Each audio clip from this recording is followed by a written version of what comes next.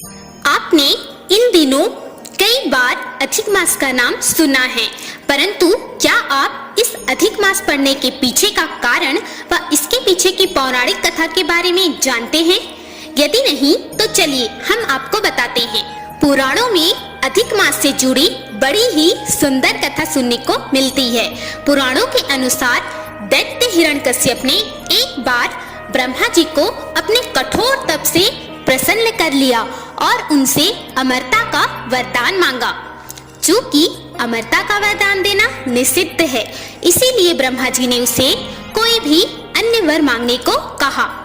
तब हिरण्यकश्यप ने वर मांगा कि मेरी मृत्यु न मनुष्य से हो, न पशु से, न दैत्य से, न देवताओं से, न भीतर मरूं, न बाहर मरूं, न दिन में, न रात में, न अस्त्र से मरूं, न शस्त्र से, और न ही वर्ष के 12 माह में, न पृथ्वी पर, न आकाश में। आपके बनाए हुए समस्त प्राणियों का मैं एक छत्र सम्राट हूँ। तब ब्रह्मा जी ने कहा, तथास्तु। इस वरदान के मिलते ही हिरण्यकश्यप स्वयं को अमर मानने लगा और खुद को भगवान घोषित कर दिया और दिनों दिन अत्याचार करने लगा। उसने यह भी घोषणा करवा दिया कि विष्णु का कोई भी भक्त धरती पर नहीं रहना चाहिए। तब श्री हरि की माया से उसका ही पुत्र प्रहलाद विष्णु भक्त हुआ। बालपन से ही प्रहलाद विष्णु भक्त में लीन रहता था। यह देखकर हिरण्यकश्यप ने उसे पहले तो बहुत समझाया और बहुत धमकियां भी दी। इस तरह 5 वर्षों तक प्रहलाद विष्णु भक्ति में लीन रहा। जब हिरण्यकश्यप ने देखा कि उसका पुत्र प्रहलाद विष्णु का एक बड़ा भक्त है, तो उसने प्रहलाद को मारने का आदेश दे दिया। उसे मारने के लिए अथक प्रयास किए गए। कभी उसे खौलती तेल में डाला गया, तो कभी सांपों से भरे कमरे में उसे छोड़ दिया गया। कभी उसे हाथियों के पैरों के नीचे धकेला गया, तो कभी पर्वत से नीचे फेंक दिया गया। पर हर बार भगवान विष्णु द्वारा भक्त प्रहलाद की रक्षा कर ली जाती थी। भक्त प्रहलाद की रक्षा और हिरण्यकश्यप के अत्याचार को रोकने के लिए भगवान विष्णु ने अधिक मास बनाया। एक दिन हिरण्यकश्यप ने प्रहलाद से विष्णु के होने का प्रमाण मांगा। तब प्रहलाद ने कहा कि वे तो कण कण में हैं। इस पर हिरण्यकश्यप ने अपने भवन के स्तंभ की ओर इशारा करते हुए कहा कि क्या तुम्हारे विष्णु इसमें भी हैं? तब प्रहलाद ने इस पर भी हाँ में उत्तर दिया। यह सुनकर हिरण्यकश्यप ने क्रोध में वह स्तंभ तोड़ डाला।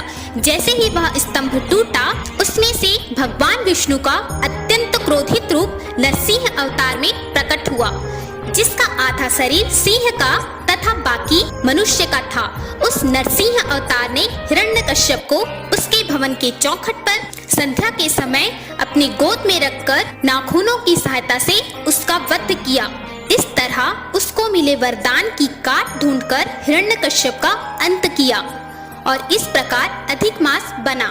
इसके बाद चूंकि हर चंद्र मास के हर मास के लिए एक देवता निर्धारित है, परंतु इस अतिरिक्त मास का अधिपति बनने के लिए कोई भी देवता तैयार न हुआ। ऐसे में ऋषि मुनियों ने भगवान विष्णु से आग्रह किया कि वे ही इस मास का भार अपने ऊपर ले और इसे पवित्र बनाए। तब भगवान विष्णु ने इस आग्रह को स्वीकार किया और इस तरह यह मल मास के साथ पुरुषोत्तम मास भी बन गया। अधिक मास के लिए एक और भी मान्यता है कि स्वामीहीन होने के कारण अधिक मास को मल मास अर्थात अतिरिक्त होने के कारण यह मास को मलिन माना गया और मल मास कहने से उसकी बड़ी निंदा होने लगी। इस बात से दुखी होकर मल मास श्री हरि विष्णु के पास आए और उनको अपनी व्यथा सुनाई। तब श्री हरि विष्णु उसे लेकर गोलोक पहुंचे और उसकी व्यथा जानकर उसे वरदान दिया कि अब से मैं तुम्हारा स्वामी हूँ। इससे मेरे सभी दिव्य गुण तुम्हें समाविष्ट हो जाएंगे। मैं पुरुषोत्तम के नाम से भी विख्यात हूँ और मैं तुम्हें अपना यही नाम दे रहा हूँ।